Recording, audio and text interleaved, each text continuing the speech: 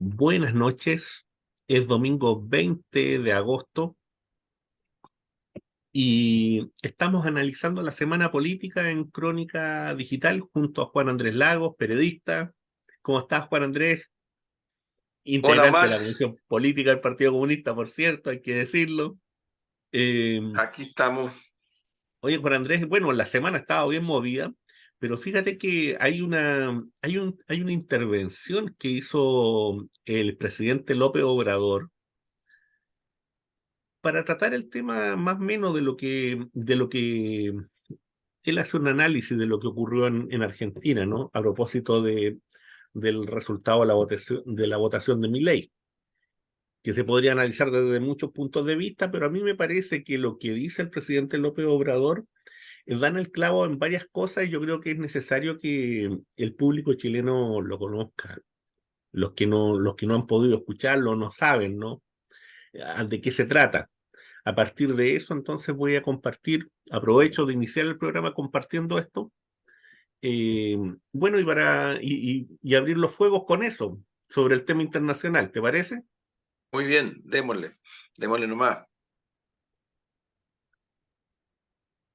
Espérame un segundito.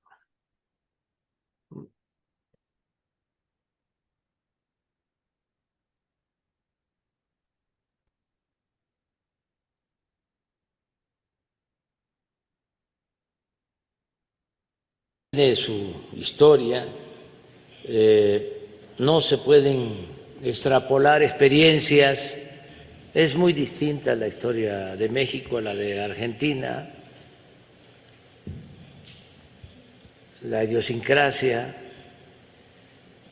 Sin embargo, en el caso de Argentina les ha afectado mucho la crisis económica, porque el gobierno de derecha conservador de Macri endeudó por completo al país con la complicidad del Fondo Monetario Internacional, porque le dieron dinero cuando se estaba rebasando la capacidad de pago de Argentina. ¿Y por qué le dieron más de la cuenta? Porque estaban de por medio las elecciones y querían que Macri, de derecha, conservador, continuara como presidente. Entonces, no gana Macri, gana Alberto Fernández y queda una enorme deuda y el Fondo Monetario Internacional les dio la espalda cuando ellos eran corresponsables de ese endeudamiento. Esto precipitó una crisis económica que desde luego afectó al pueblo de Argentina y produjo inflación. Aquí es importante recordar de que, entre otras cosas, Hitler se levanta, se consolida como dirigente después de una inflación que se padeció antes de que él llegara al poder. O sea, a él le ayuda la inflación, siendo conservador autoritario. Las inflaciones y las crisis económicas le ayudan siempre a la derecha, al conservadurismo, que es un poco lo que está pasando en Argentina. No estoy comparando a Milei con Hitler, para que se aclare. Estoy haciendo una referencia histórica. Sí. Entonces, Esa crisis pues causó mucha molestia y lleva a estos resultados. Es bien interesante lo que plantea ahí López Obrador, en el sentido de que apunta a un hecho esencial, ¿no? Que tiene que ver con esta deuda del Estado argentino. Pero en esa misma intervención, él dice, mira, también otra cosa bien importante. Él dice, por ejemplo, de que cuando las izquierdas zigzaguean, cuando los gobiernos reformistas zigzaguean, abren las puertas también a estos sectores de las ultraderechas, y que ha sido el caso particularmente de Argentina. Y él lo coloca en el centro, ¿por qué razón? Porque el presidente Fernández tuvo la oportunidad de no firmar y de no aprobar ese préstamo que fue entregado de forma ilegal, y lo hizo. Zigzagueó, no fue capaz. Y ese es un mensaje muy fuerte para América Latina, y particularmente para América del Sur y para algunos gobiernos. Y él dice otra cosa más importante, él dice, acuérdense que ustedes están cerca del pueblo, el pueblo, el pueblo, el pueblo, y repite varias veces el pueblo. Porque ese es el interés y ese es el objetivo, sino para qué están. Porque no se puede gobernar para dos amos.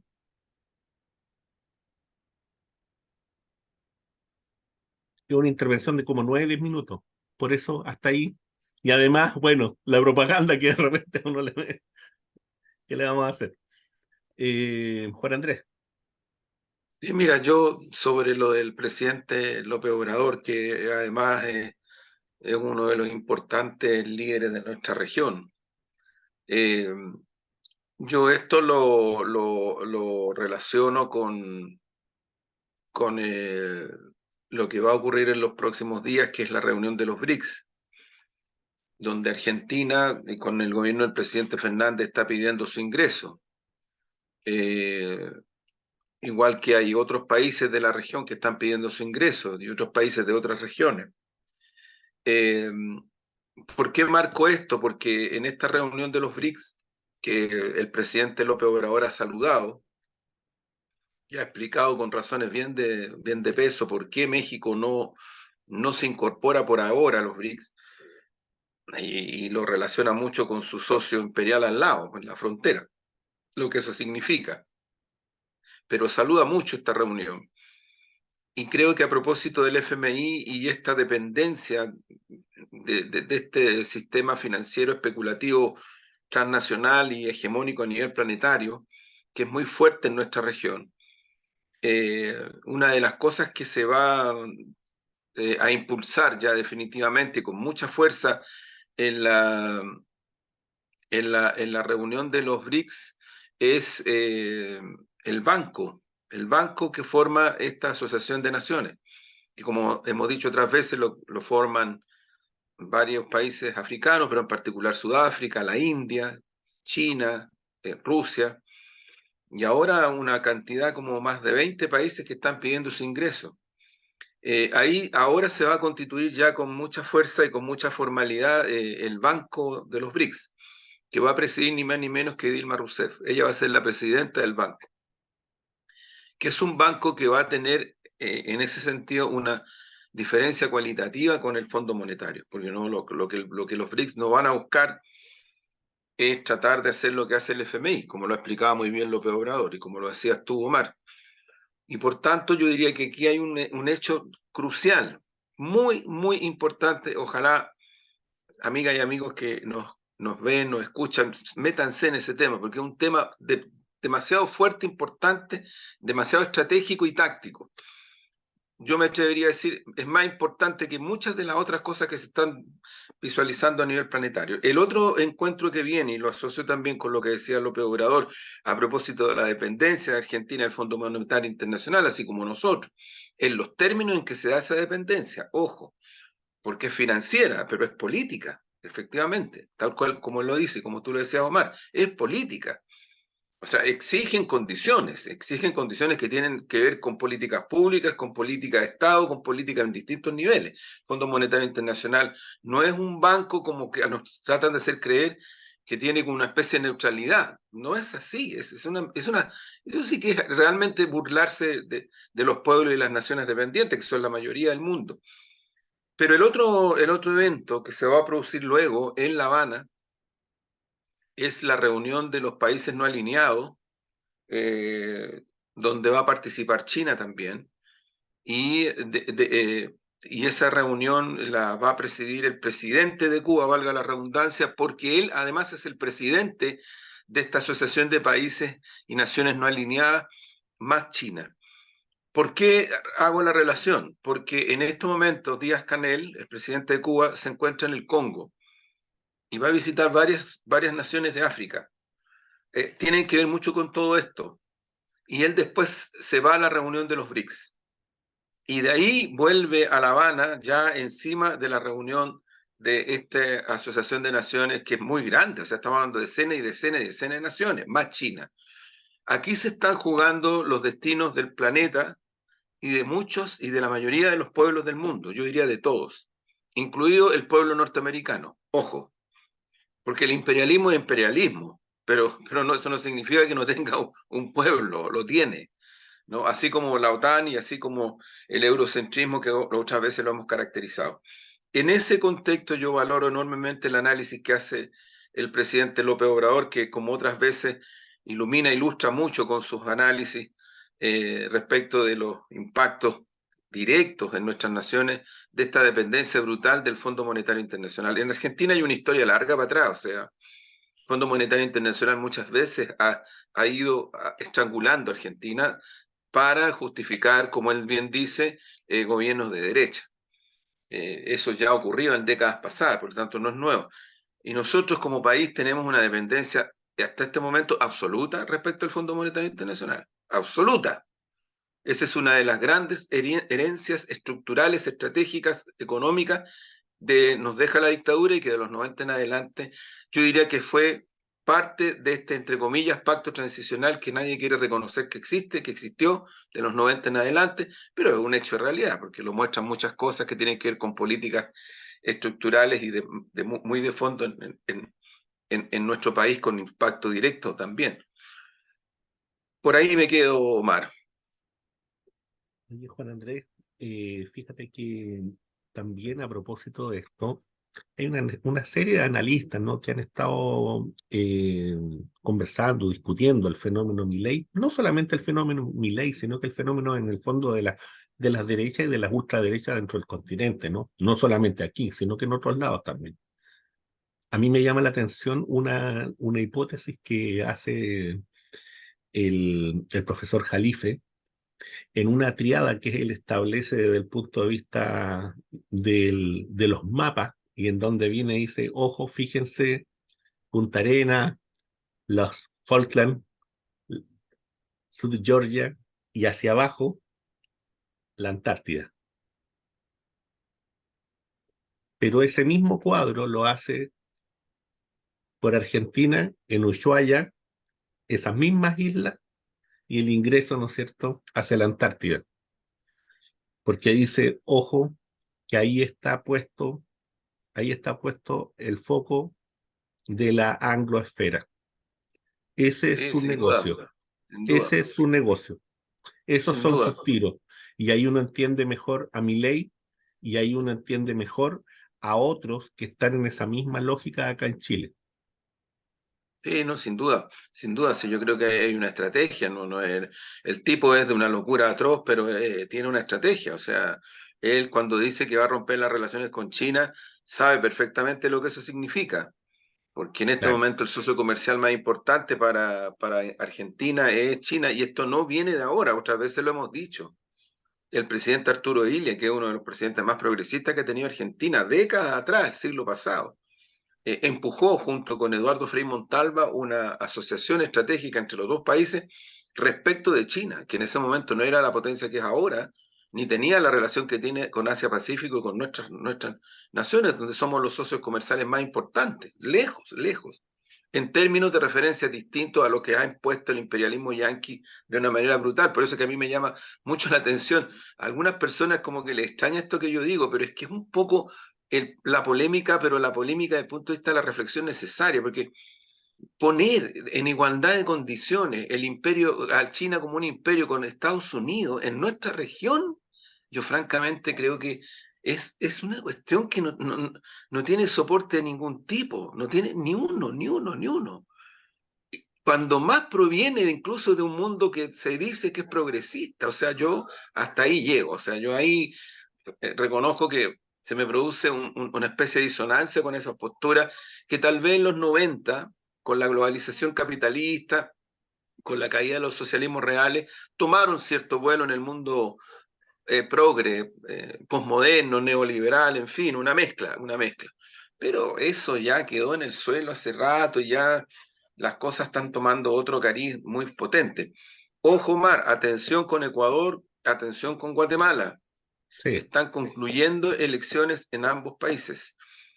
En sí. Ecuador, con una arremetida del narcotráfico de las corporaciones durísima, Muy, mataron a un candidato, atentaron contra otro, pero muy ahí fuerte. todo esto va apuntando en la dirección de una línea que es la línea progresista izquierda. Algunos hablan del correísmo, pero es la línea progresista transformadora de izquierda en Ecuador, que es muy fuerte y que la están tratando de frenar y que en estas elecciones debería tener un resultado muy significativo. Guatemala lo mismo, ¿eh? Va más o menos en la misma situación. Así que hay que Bueno, tener atención hay que estar a atento esos entonces, procesos. esperar hay que estar atento, esperar los resultados. Ojalá, ojalá que la narcopolítica y la necropolítica hoy día sufran una derrota muy profunda. Ojalá, Sí, sí, ojalá. así es. Muy bien, Juan Mar. Andrés, bueno, estamos en Crónica Digital, recuerden, analizando la semana política. Eh, bueno, ingresemos a Chile, pues. Hubo cambio Nos de vamos, gabinete. aterrizamos, Aterricemos, ¿cierto? Aterricemos en Chile. aterricemos. Hoy día no vamos a estar tanto en Europa.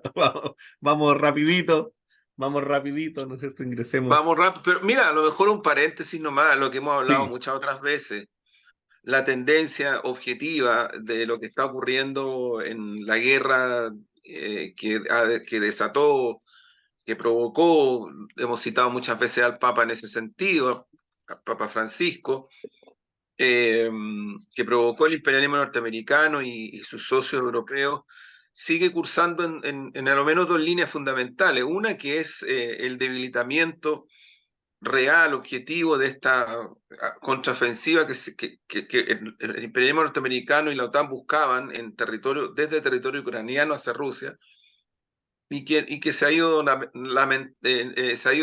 develando que no es una contraofensiva, y por otro lado una consolidación de la tendencia rusa a sostener posiciones militares en los lugares donde tiene control de soberanía y control militar político y militar, con asociación a nivel de población y de gobierno de esas zonas donde ya Rusia tiene control político-militar. Eh, en paralelo, yo diría el agotamiento, especialmente en Europa, pero también en Estados Unidos, de una visión respecto de una suerte como de espejismo, en el sentido de que esta lucha por, entre comillas, la libertad de Ucrania era una especie de gran bandera universal. ¿Y por qué se está cayendo? Porque, bueno, porque el gobierno ucraniano está mostrando cada día que pasa que es más fascista. Acaban de detener hace días atrás a líderes políticos comunistas de Ucrania. sí. Y yo como comunista chileno levanto mi voz condenando aquello. Líderes importantes, o sea, la primera autoridad política del Partido Comunista Ucraniano lo detuvieron. Detuvieron a otro más, a otro compañero más. Los tienen detenidos. Han secuestrado periodistas, pero hace unos años atrás masacraron a un grupo de comunistas y entre ellos jóvenes comunistas, más de 40. Y siguen en esa línea. Entonces yo creo que eso ha ido quedando, se ha ido develando, incluso en nuestra región.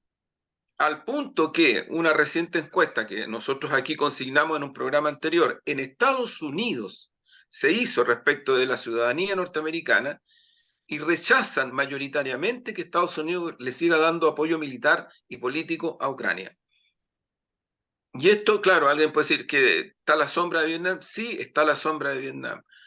Pero de alguna manera u otra refleja lo que está pasando también en Europa. Y es que la ciudadanía europea y la ciudadanía norteamericana y la ciudadanía en nuestra región, de verdad que no cree para nada que ni Zelensky ni su guerra sean por la libertad de algo, por la libertad de algo. Entonces, acaba también hace día atrás Zelensky de hacerle una durísima crítica al presidente Lula da Silva. Otra vez hemos dicho, ha hecho críticas fuertísimas al Papa. No me extrañaría que de repente empaten con Milei, ¿eh? No me extrañaría para nada. Para Sí, nada. en la posición, por supuesto, por supuesto. Acuérdate que Zelensky planteó también para su país la dolarización. Sí, pues, O sea, sí, pues, si hay alguien que es parecido a Zelensky en América Latina, en este momento es Milei. Y otro claro. que no voy a nombrar porque es muy doloroso. Y son la avanzada, ¿no? Son la Sí. avanzada, son la avanzada. Eh, Fíjate, Juan Andrés, que bueno, hubo cambio de gabinete. ¿Cuál es el análisis que tú haces de eso? ¿Cuál es la visión que tú tienes frente al cambio de gabinete? Se ha Mira, conversado mucho de eso, ¿no? se ha Hay, conversado mucho. Yo diría que hay que tener cable a tierra. No es que yo crea 100% en las encuestas y en los estudios cualitativos, pero como hemos dicho otras veces en este programa, en nuestro programa, aquí hay estudios cualitativos y encuestas, incluidas las que tiene el gobierno, las que hace el gobierno, las que hacen partidos políticos, las que hace el gran empresariado, que no son solo CADEM ni Criteria que salieron hoy día, las dos. Hay otros estudios y que te siguen mostrando ciertas realidades que es bien importante tenerlas presentes para el análisis político. Porque a mí me cuesta un poquito cuando con cierta prepotencia yo escucho a personas que tienen representación o tienen poder político en el Ejecutivo o en el Parlamento, donde sea, pero tienen cierto poder político, decir que no se gobierna para las encuestas. Eh, no sé para dónde van con esa afirmación, porque eso puede justificar muchas cosas. Lo decía el presidente López Obrador, o sea, la inflación ha favorecido mucho al gobierno de derecha y favoreció, y es verdad, no fue la única razón, pero favoreció el auge del nazismo y de Hitler en Alemania. Bueno, pero digo esto porque los estudios, ¿qué es lo que te están mostrando, Mar? Te están mostrando de que sigue siendo una gran preocupación ciudadana los temas referidos a seguridad. Y en ese tema, lejos, ¿ah? Y en ese tema yo diría que el gobierno ha ido tomando las riendas de la situación y se están produciendo avances no menores respecto de esos procesos. Eh, y ocurre que la derecha ha ido constantemente y el gran empresariado desprestigiando el pacto fiscal, porque lo que hacen es desprestigiarlo. Pero ocurre que una parte importante del financiamiento de todas las actividades de políticas públicas referidas a seguridad, una parte, digo, no menor, vienen de la aprobación de los recursos que se plantean en el pacto fiscal, de la reforma tributaria. No es solo pensiones. Entonces, ojo que hay que develar esta situación porque la ciudadanía no la conoce, no la sabe, no la percibe, porque los medios hegemónicos no ocultan esto. Entonces tratan de mostrar que en realidad es el gobierno el responsable. Y como hemos dicho otras veces, se están produciendo situaciones significativas que la ciudadanía empieza a valorar positivamente. Eso también lo están mostrando los estudios. Acaba de haber una visita, para mi gusto, muy relevante del subsecretario del Interior, Manuel Monsalve, en La Paz, acompañado del director de Carabineros y el subdirector de la PDI. Y se reunieron allá con autoridades de gobierno y policiales de Bolivia para trabajar planes conjuntos respecto de la migración a escala humana, cuestión que no hizo Piñera, pero que no hizo ni un gobierno anterior, particularmente el de Piñera, que abusó de una manera demagógica y brutal, violando derechos humanos del tema de la migración. Él fue el que creó la visa democrática para venezolanas y venezolanos que se vinieron en masa para Chile. La visa democrática. Él fue a hacer la locura de instalarse en la frontera como que iba a entrar a liberar Venezuela. Es una locura, junto con Duque de Colombia. Ni siquiera Brasil en ese momento se metió en esa locura, pero lo hizo Piñera. No nos podemos olvidar. Él manipuló de una manera terrible, antihumana, el tema de la migración. Bueno, ahora el camino se está haciendo y hay resultados y van a avanzar, y se va a avanzar con otros países en los próximos días y semanas. Sobre los temas también de transnacionalización del narcotráfico, sobre los temas de seguridad ciudadana, en ese aspecto también se está trabajando con los demás, con los otros países. ¿Por qué insisto en este punto? Porque una buena parte de los financiamientos de las políticas públicas que se deberían aplicar el próximo año, incorporadas al pacto fiscal, es lo que la derecha está resistiendo y oponiéndose. Si eso pasa lo mismo con pensiones. Y todas las encuestas que están en este momento ahí, manifiestas, muestran un dato que, ojo, hay que tenerlo en consideración. A propósito del cambio de gabinete, salud pasa a ser el segundo tema más preocupante para la ciudadanía, y en particular las listas de espera. Los medios hegemónicos no dan mucho todo esto, pero hay cifras terribles. Hay mucha gente, miles de personas que en los últimos meses y años ha muerto en las listas de espera. Entonces esta cuestión no es nada un tema tan simple como algunos creen. Y digo esto porque el cambio de gabinete, si ha tenido alguna significación más allá de las estupideces, de las estigmatizaciones que no tienen ni un sentido, que se han tratado de hacer respecto del nuevo ministro de Educación, Nicolás Cataldo, que de probidad y de ética no le van a encontrar nada y no lo van a poder casar en esa dirección. Y además han tenido que reconocer y a valorar una capacidad de gestión que Nicolás Cataldo ha tenido. Él ya trabajó en el gobierno de la nueva mayoría en equipos de educación superior y en educación, en el Ministerio de Educación. Hizo un trabajo ahí bien importante, junto con otras comunistas y comunistas anónimos, no son públicos, pero trabajaron en ese periodo. Ojo que en el gobierno de la nueva mayoría con todos hicieron reformas importantes en el terreno de la educación. Se instalaron cuestiones que incluso van cursando ahora. Pero lo que hay que señalar es que tanto en la salud chilena como en la educación chilena en este momento tenemos crisis profundas, muy profundas. Y yo creo que la vara que tiene el compañero Nicolás, el ministro de Educación, es grande y alta. Y creo que es un desafío grande. De esto, Omar, la derecha no se preocupa, pero a la derecha no le importan estos temas tal cual como lo hablamos acá. A la derecha lo que le importa es que el cambio de gabinete fue un cosmético para ellos. Ya fue Piñera con el presidente Boric a Paraguay. No sé, de verdad, con todo respeto lo digo, si eso fue bueno desde el punto de vista de la acción misma, pero se hizo y de alguna manera derivó en una reunión al fin de semana pasada, encabezada por el presidente Boric y sus ministras y ministros, y por el otro lado la oposición. Republicanos no se sentó en esa mesa.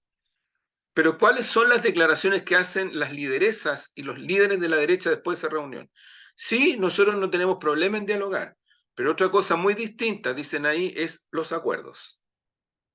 ¿Cuál es el punto que quiero marcar? Que el nuevo gabinete tiene, para mi gusto, el tremendo desafío como centralidad de llevar adelante un proceso que incluye tratativas con la derecha, que debería derivar, que debería concluir en un acuerdo nacional, como lo señaló la expresidenta Bachelet el otro día en un acto en Macul, en donde los términos de referencia mínimos respecto del pacto fiscal, reforma tributaria, salud, educación, seguridad, vivienda, a lo menos, y pensiones, sean las cuestiones que efectivamente se pongan en el centro.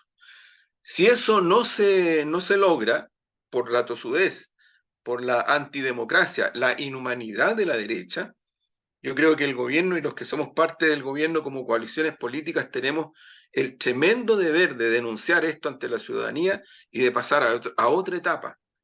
Para mi gusto cambia la situación política en Chile si ocurriera esta segunda situación, esta segunda derivada. Cambia la situación política.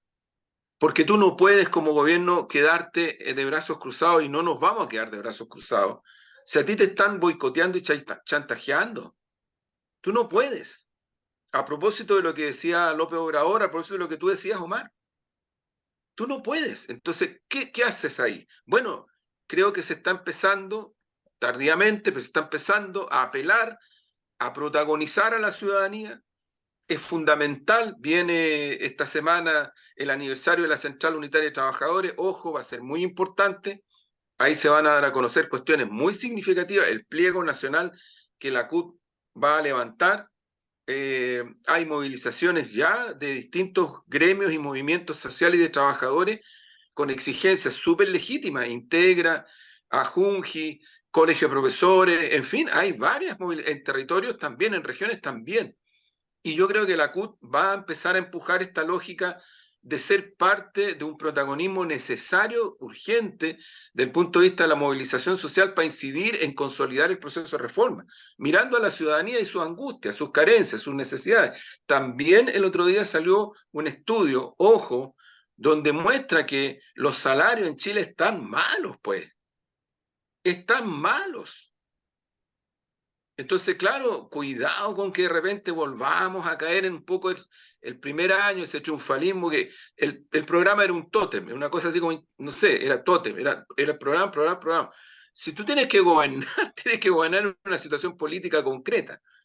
O sea, yo insisto, ojalá efectivamente que logremos y que la derecha se abra a este acuerdo desde el punto de vista de cuestiones tan sensibles como son el financiamiento de temas de seguridad, salud, educación, vivienda, pensiones.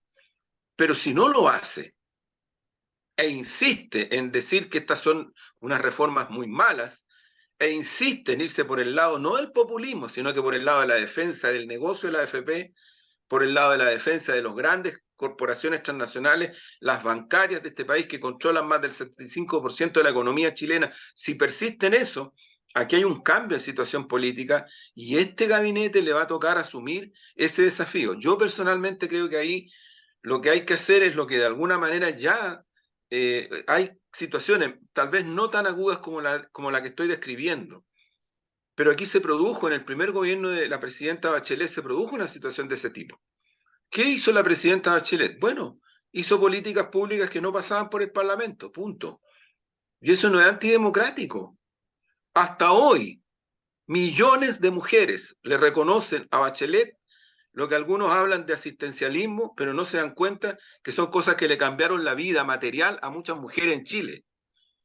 Entonces, cuidado, cuando tú tienes un sistema como este, que te dice desde los 90 en adelante que este país no se puede comparar con África, no se puede comparar con nadie porque estamos mucho más arriba.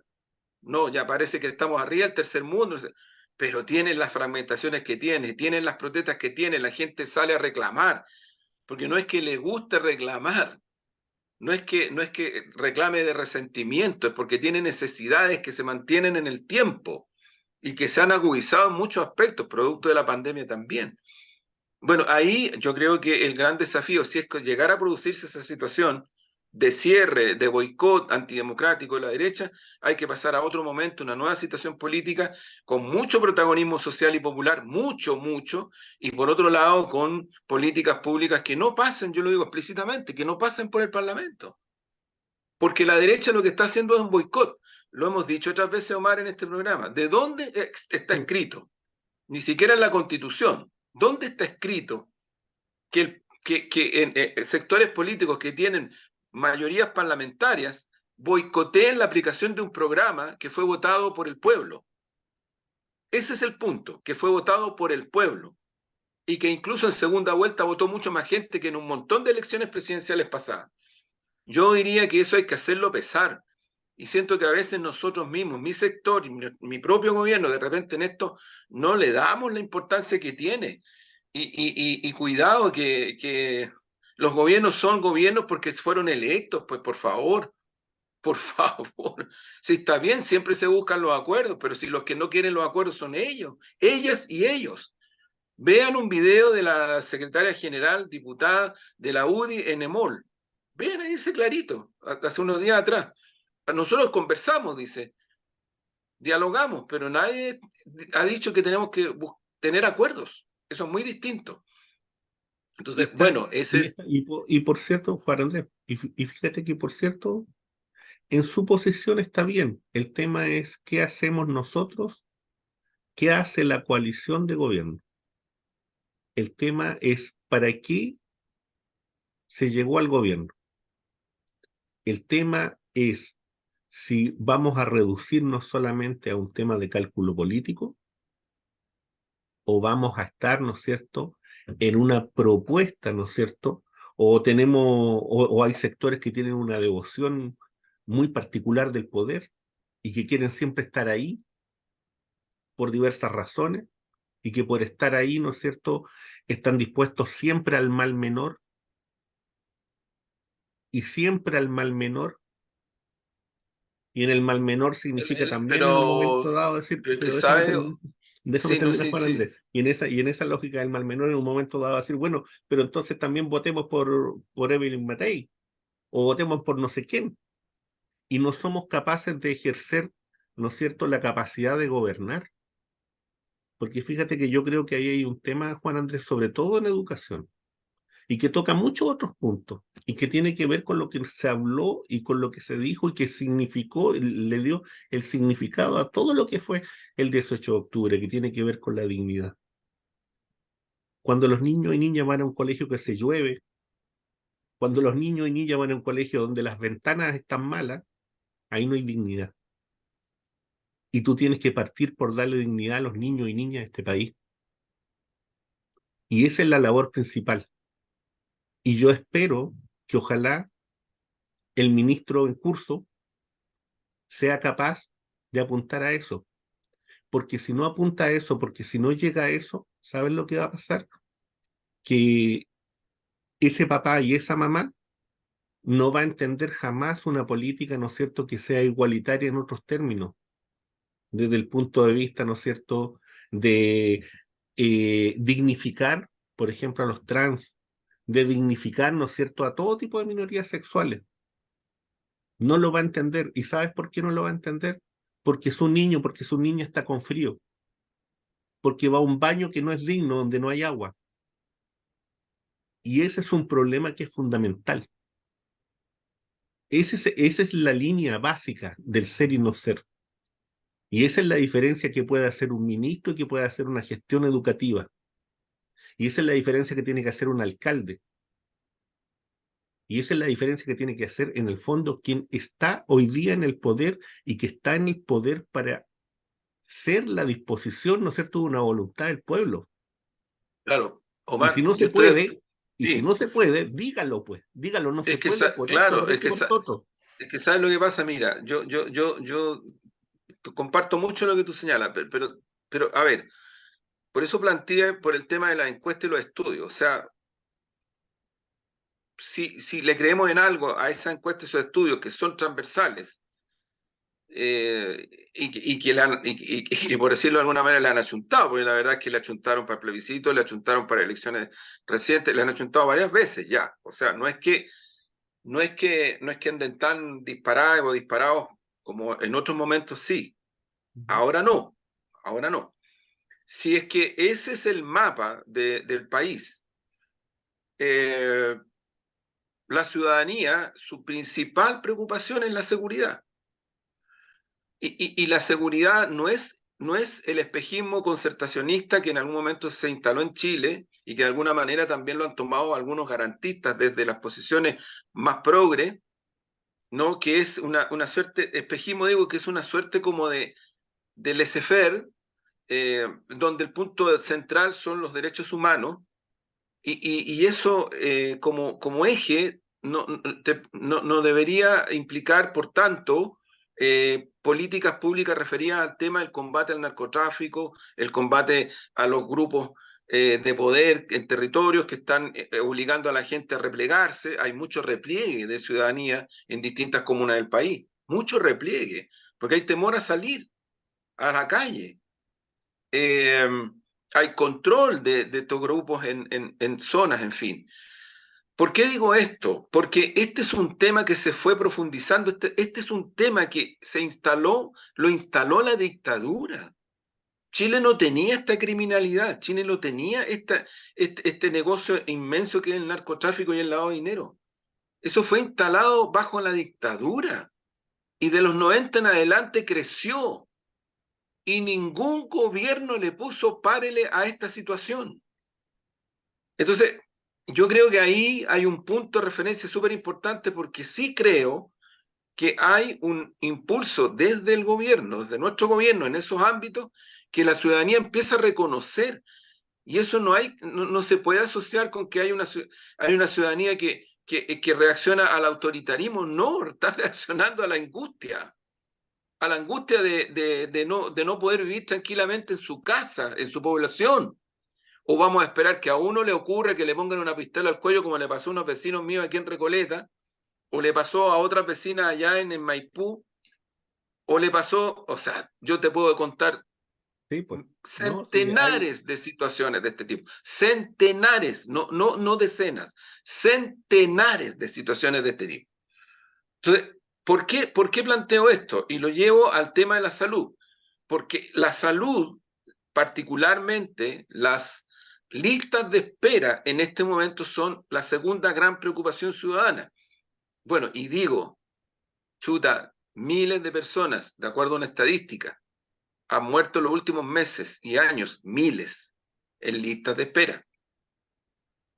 Entonces, no, yo comparto, pues, Omar, con lo que tú dices, comparto, ahí están las prioridades, ahí están, y hay otras, pensiones, ahí también hay una prioridad, vivienda, ¿qué duda cabe educación? Si cuando tú hablabas estos antecedentes me recordaba que el inicio de la revolución pingüina que marcó este país y que la hicieron adolescentes, algunos de ellos incluso hoy día fueron, hay una compañera que es socialista, que es alcaldesa de Quinta Sí, Normal, sí. y otro que fue Delfino. constituyente, Sí, claro, Karina Delfino, y otro que fue constituyente, y otros por ahí, en fin, han hecho la, la, la María Jesús Sangüesa, que nos hicimos muy sí. amigos, está trabajando en Palestina, y una chiquilla que hizo toda su historia de vocación al servicio público de mucha humanidad. En fin, bueno, pero eso estalló efectivamente en la octava región,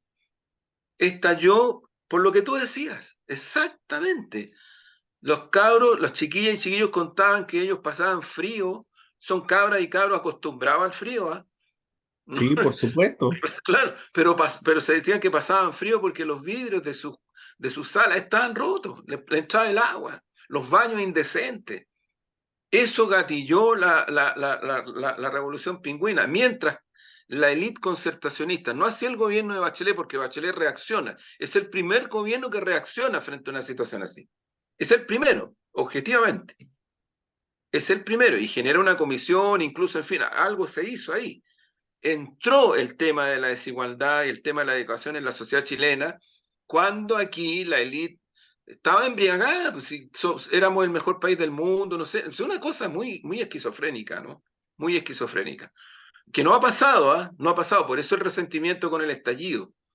Por eso el resentimiento en el estallido, porque en el fondo el estallido te echa abajo esa dimensión de país. Que todos quisiéramos, ¿quién le va a gustar vivir en el barro, en la miseria, con salarios de porquería que no te alcanzan para terminar el mes? ¿Quién va a querer vivir así? O con una situación que tú sabes que a nivel de salud o con lo de educación. Yo comparto mucho eso, pero insisto, yo creo que ahí, Omar, comparto el diagnóstico y comparto el énfasis que hace. O sea, un gobierno, más todavía con la dimensión que tiene obviamente que tiene que empujar y si el boicot se mantiene, tiene que ir para adelante, porque si no nos vamos a ir a cierta parte, todos juntos, a todas y todos. Mira, hay Sí. un dato, perdona, Omar, hay un dato real. Centenares de personas en estas semanas han abandonado Revolución Democrática y Convergencia Social. ¿A partir de qué? A partir de los famosos líos de las fundaciones. O sea, no es que uno lo quiera, pero ojo, miremos bien lo que está pasando. Claro. Es que, ¿sabes lo que pasa? Que yo creo que, fíjate que yo creo que en el ámbito de corrupción en la política no comienza con la pérdida de legitimidad y con la pérdida y con que tú armes fundaciones. Si la corrupción, ¿sabes dónde empieza? Desde mi punto de vista, cuando tú pierdes tu horizonte de sentido. Sí, Cuando no estás el ah, para qué estás ahí, de acuerdo, para qué pero estás te ahí. puedo, claro, pero Omar, pero ¿sabes lo que pasa? Que, chuta, lo que pasa con las fundaciones es que primero son hechos reales, Sí, no no, es que sí, se por esté supuesto. ficcionando. Segundo, son hechos reales que a través de la hegemonía mediática y la derecha en particular, lo que ha ido haciendo es asociar que esta niña, Sí, sí. esta mujer de la octava, ¿no es cierto? Se compraba lencería y hacía no sé cuántas cosas para hacer leso y hacer lesa a una serie de personas Ujú. Sí, súper precarizadas, que a través sí, de la cuestión de la fundación deberían haber recibido. En el norte pasa lo mismo.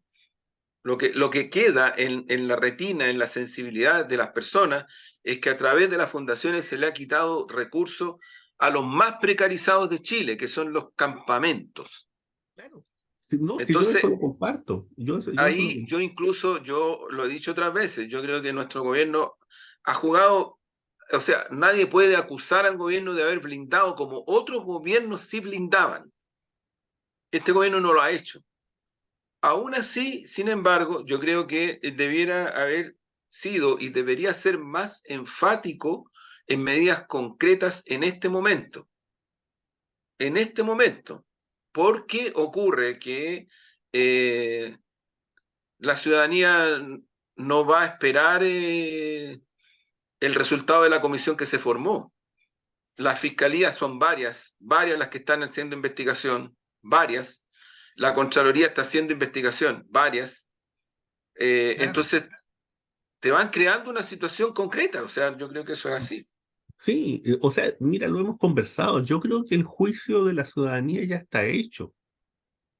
Si aquí, en general, si aquí en 2 años, en 3 años más, lo que ocurra desde el punto de vista de la justicia va a ser importante desde la dimensión individual, ¿no? Desde la dimensión de que cada uno de estas personas se está debatiendo entre ir a la cárcel o seguir siendo, o estar libre, o pagar, no sé, grandes sumas de dinero.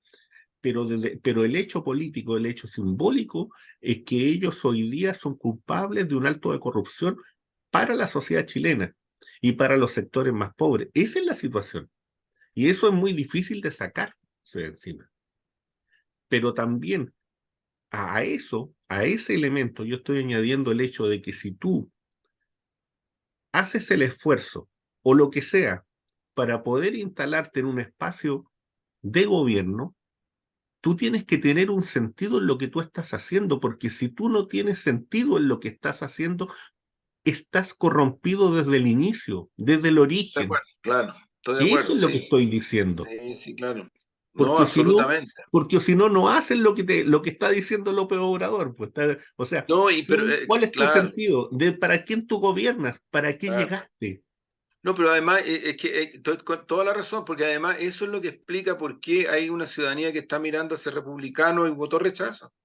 Pero claro, Si eso sí, es, tenemos que hacernos cargo de eso. O sea, mira, sí, mira, lo que tú decías, Omar, es muy cierto. El mal menor ya ni siquiera hay espacio para el mal menor en Chile. Cuidado. Si tú hoy no, día te defiendes en que aquí hubo 30 años que fueron maravillosos y que logramos superar muchas cosas, sí, hay cosas que se avanzaron, si nadie niega eso, pero eso terminó las grietas sociales, la fragmentación, terminó las carencias para nada, al contrario, para nada. Entonces el correlato no es de gente loca, loques, que salieron a las calles a protestar, tampoco existe esa figura que Piñera citó, ojo, Piñera citó a los organismos de inteligencia de las Fuerzas Armadas para decir que aquí habían una serie de extranjeras y extranjeros que habían hecho toda la cuestión del metro y hay gente que agarra papa con eso. yo Entonces tengo, hay una línea de legitimación muy fuerte del descontento social.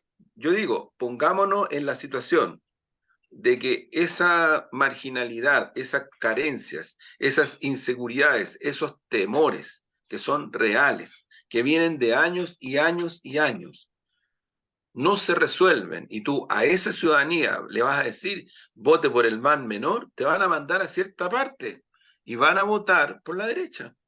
Por No por la supuesto. derecha, o sea, yo te diría, por la derecha que ha tenido la habilidad de desentenderse, así como para el plebiscito inicial, ellos, a diferencia de nosotros que cometimos el tremendo error, ellos se ocultaron para esta ciudadanía. Ellos no aparecieron, la dirigencia política de la derecha y la dirigencia empresarial de la derecha se ocultó en el primer plebiscito. Simplemente se fondearon, inventaron una sociedad civil, que era la que era su franja. Y fue una de las cosas que les permitió ganar. A diferencia de nosotras y nosotros, que hicimos exactamente lo contrario, un error garrafal, que ojalá no lo volvamos a cometer, porque de verdad que las cosas están... Mira, yo creo que una de las razones, no es la única, por las cuales Republicanos no se sentó en la mesa del otro día, donde estaba el presidente Boris, ministra y ministro, y al frente lideresas y líderes de la derecha, no republicanos. Yo creo que ellos cuidan mucho no aparecer como si fueran de derecha. Entonces, uno puede decir, oye, pero ¿cómo? No, pero, perdón, ponte en la percepción de esta ciudadanía que no tiene por qué reconocer que ese es un grupo así de derecha, articulado, organizado. Bueno, Milei. Yo te diría, yo Milei. añadiría otra cosa a eso que tú estás planteando, Juan Andrés. Yo diría que ellos no se sientan a la mesa porque ellos quieren seguir apareciendo como outsider, Sí, eso como es, la otra claro, alternativa, porque exactamente, ellos eso no es. están en esa mesa donde en el fondo se llega a acuerdos que para esa ciudadanía, para ese mundo social, ¿qué es lo que ha leído en este último tiempo? No solamente ahora, desde hace mucho rato, es que las decisiones que se toman no llegan a ellos. Exactamente, sí, eso es. Eso es, porque aquí no se dice.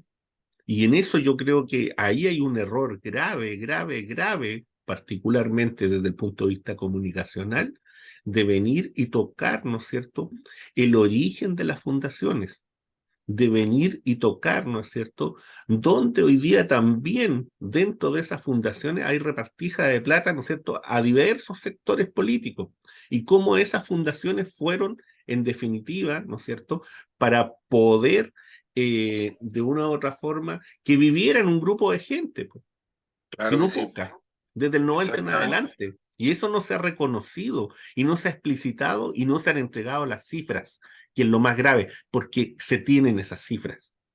Claro, Esas cifras, si tú las pides al Servicio de Impuestos Internos, al Ministerio de Economía, debieran tenerlas, porque no pueden no tenerlas, porque sería una responsabilidad muy grande no tenerlas. claro que sí, Y eso no se transparenta. así es. Y entonces, ¿qué es lo que pasa? Que cuando tú te quedas en el silencio, entonces significa que tú estás en esa mesa. Exactamente, claro.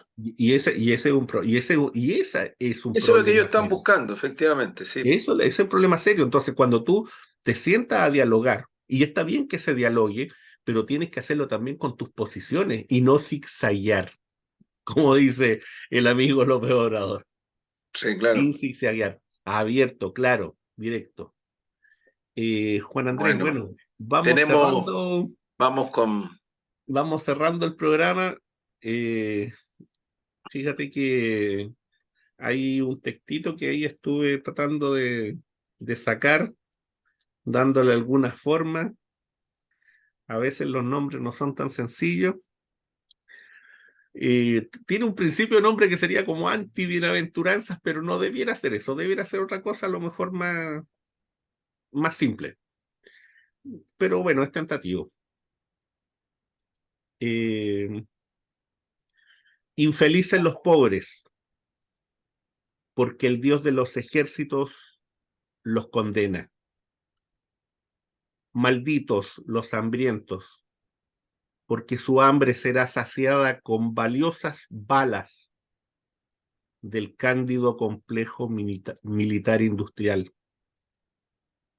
Malditos los que lloran y claman justicia, porque mi roca no consuela y detesta la equidad.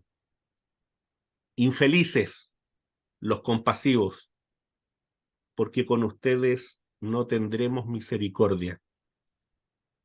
Miserables los que buscan la paz, porque conviven con las tinieblas y no serán perdonados.